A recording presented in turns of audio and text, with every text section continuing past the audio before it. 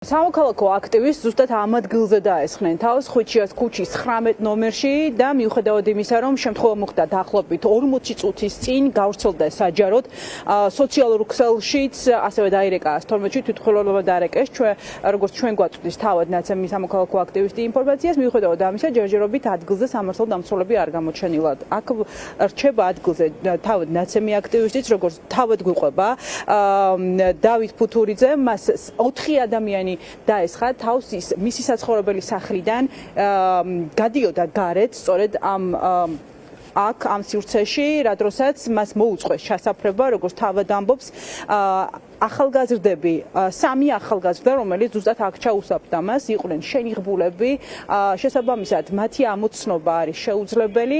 ერთი ადამიანი მათ ელოდებოდათ გარეთ ავტომობილში, რომელსაც ჰქონდა ტრანზიტული ნომრები მერსედესის მარკის ავტომობილში და მას შემდეგ რაც გაუსწორდნენ სამოქალაქო აქტივისტს, ეს ადამიანები ტერიტორია დატოვეს სწორედ ამ ავტომობილით.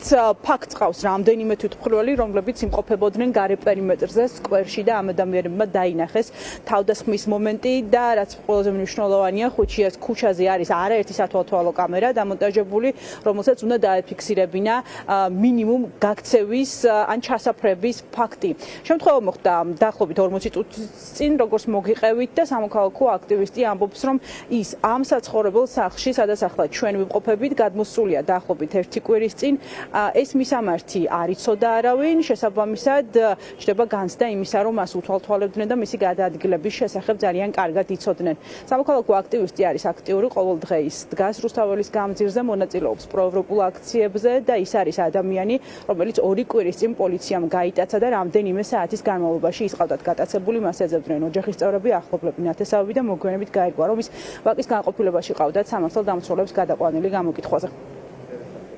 Ახლიდან გამოვედი, უნდა გავსულიყავი საქმეზე, აქ გამოვიარე, აქ ერთი მაღალი გამხდარი ტიპი იდგა, ძალიან მაღალი არის, ჩემზე ოდნავ მაღალი, აი აქ იდგა ჩემზე ოდნავ დაბალი ტიპი და შლაგბაუმთან იდგა პირბადიანი ადამიანი. ამ დაბალმა მომიქნია ხელი ტელეფონზე რო ვლაპარაკობ, ტელეფონი დამაგდებინა, მე წინააღმდეგობის გაწევა დავიწყე და ამასობაში უკიდან მომხდა რაღაცა საგანი, შევბარბაცდი და წავიქეცი.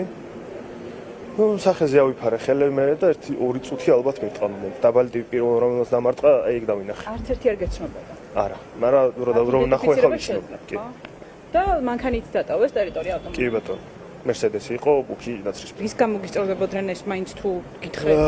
ერთი შეგინება გავიგონე და всё მეტი არაფერი არ ყოფილა. მეოთხე ადამიანის თანახმად, ანუ მძღოლი, რომელიც მეოთხე მძღოლი კი ბატონო. ყველას უკავშირებთ, ვინ იყვნენ, რატომ ნუ დაგესხნენ? პოლიტიკურ აქტივობას რა თქმა უნდა ხა აქციებზე აქტიურად ვარ, ნუ რომ მომიტაცეს მაშინ რაღაც გრაფიტების დაწერის გამო მესიჯი იყო მარტივი რომ გაჩუმდიო და რადგან არ გავჩუმდი და გავაგრძელე აქტიურობა, რაღაცნაირად უნდა გამსწორებოდნენ და მოიფიქრეს ეს. ეს საცხოვრებელი სახლი თქვენ გეკუთვნით აქ და არა, ერთი კვირაა გადმოვედი, ფიზიკურად ვერ ეცოდინება და ვერავის, იმიტომ რომ ოფიციალურად არსად არ ფიქსირდება რომ აქ ცხოვრობ მე. პოლიცია თუ გამოიძახა? არ გამოიძახა. აზრია, ანუ ართული რომ რაიმე რეაგირება მოყვება. ესეთი ქუჩა არ ვაქვს, მიმდებარე უეჭველი იქნება კამერები.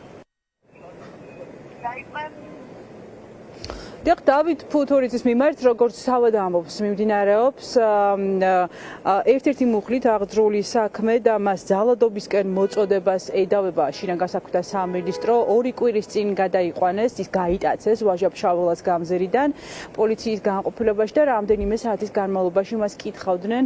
მისი ადგილსამყოფელის შესახებ არ იცოდა არც ადვოკატმა, მას ეძებდნენ ოჯახის წევრები, მოგვიანებით ის დააბრუნეს საცხოვრებელ სახლში, გაჩხრიკეს მისი სახლი, წაიღეს ტანისამოსი, მობილური ტელეფონი და ამის შემდეგ უკვე მას აღარ დაკავშირებიან. თავად ამ თავდასხმას უკავშირებს, რა თქმა უნდა, მის ბოლოდროინდელ აქტივობას, აქციებზე დგომას, თავად ნიღბიან პირებს, რომლებიც მას უსწორდებოდნენ ფიზიკურად, არაფერი უთქვამთ მისთვის, რატომ უსწორდებოდნენ, შესაბამისად ის დარწმუნებულია, რომ სწორედ მისი აქტივობიდან გამომდინარე გაუსწორდნენ მას დასაშინებლად ფიზიკურად.